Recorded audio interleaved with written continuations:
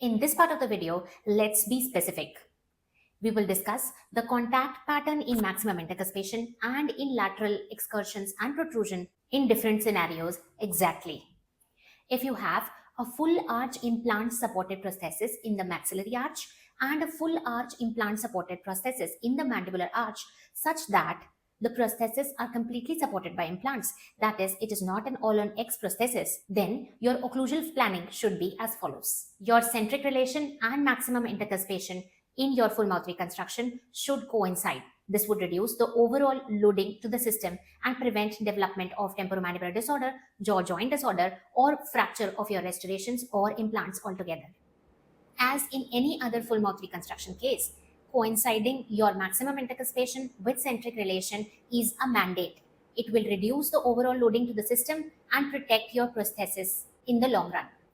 You need multiple bilateral equal intensity simultaneous contacts of all the mandibular teeth on the maxillary arch. There should be at least one contact per tooth in both the arches. The primary contact in the maxillary arch should be on the center of the implants in the maxillary arch. You can have secondary contacts between the splinted implants over the marginal ridges. In the mandibular arch, the contacts will then fall on the mandibular buccal cusps.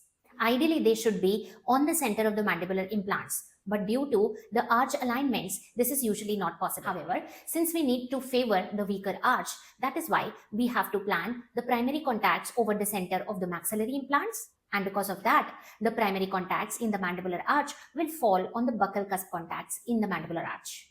However, if you can design the prosthesis in such a way that the primary contacts in the mandibular arch also fall on the center of the mandibular implants, it would be better. The secondary contacts in the mandibular arch can be between the splinted implants in the mandibular arch, that is, they can lie on the marginal ridges of the crowns too.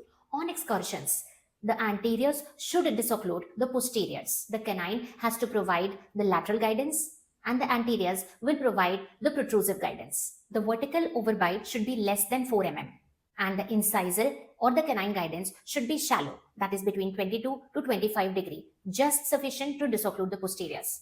Both of these measures will keep the lateral loads on the anteriors minimum and protect the posteriors from overloading too. Any cantilevers in the maxillary or the mandibular arch should be either out of contact or in a very light contact. In maximum intercuspation, in lateral excursions, however, the cantilevers have to be completely out of contact. Next comes a full arch implant prosthesis supported by sufficient number of implants against a full arch of natural dentition. What we need is multiple bilateral simultaneous equal intensity contacts of all the teeth in one arch on the prosthesis over the upper arch, and canine disocclusion of posteriors on excursions and anterior disocclusion of posteriors on protrusion. The incisal guidance should again be shallow between 22 to 25 degrees and the vertical overlap, if possible, should be less than 4 mm. The primary contacts should be over the center of the implants directed along their long axis. The secondary contacts can be between the splinted implants. Next comes an all-on-X prosthesis in the mandibular arch against an all-on-X prosthesis in the maxillary arch. The occlusal planning in this case should favor the maxillary arch. We need bilateral, multiple, simultaneous, equal intensity contacts of the mandibular prosthesis on the maxillary arch. The primary contacts should be directed on the center of the maxillary implants along their long axis. The secondary contacts can be between the splinted implants in both the arches. The cantilever portions in both the maxillary arch and the mandibular should have lighter contacts.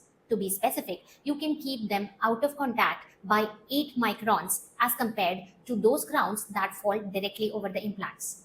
There should be a canine disocclusion of posteriors on lateral excursions and disocclusion of posteriors on protrusion by anteriors. The incisal guidance again has to be less than 25 degrees and a little more than 22 degrees.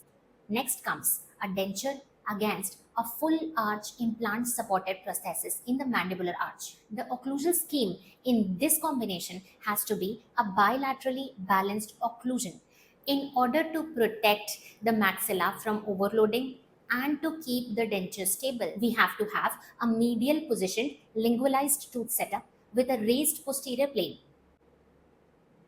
Especially to protect premaxilla, we need to eliminate the all four anterior contacts. That is, there should be no contact between mandibular centrals and laterals and maxillary centrals and laterals. The bilateral balanced occlusion isn't a risk factor in this case because an implant supported prosthesis against a denture does not generate a lot of occlusal forces. A denture is a stress reducer. It displaces around 2 mm during mastication, so the overall loading is already less. A bilaterally balanced occlusion keeps the maxillary denture stable during mastication. Let us consider a unique situation. Suppose you have a mandibular all on X prosthesis, that is, the mandibular posteriors are cantilevered. You have maxillary prosthesis supported with maxillary posterior implants, and maxillary anterior portion is more or less cantilevered. That is, you haven't placed sufficient implants in the maxillary anterior region. In this scenario, what should be the occlusal contact pattern? In this scenario, you should favor the weaker arch. The primary contacts should be between the mandibular cantilevered posteriors and the maxillary teeth supported by posterior implants. There should be canine disocclusion of posteriors on excursions. Let the contacts in the anterior region in the maxilla be either absent or lighter.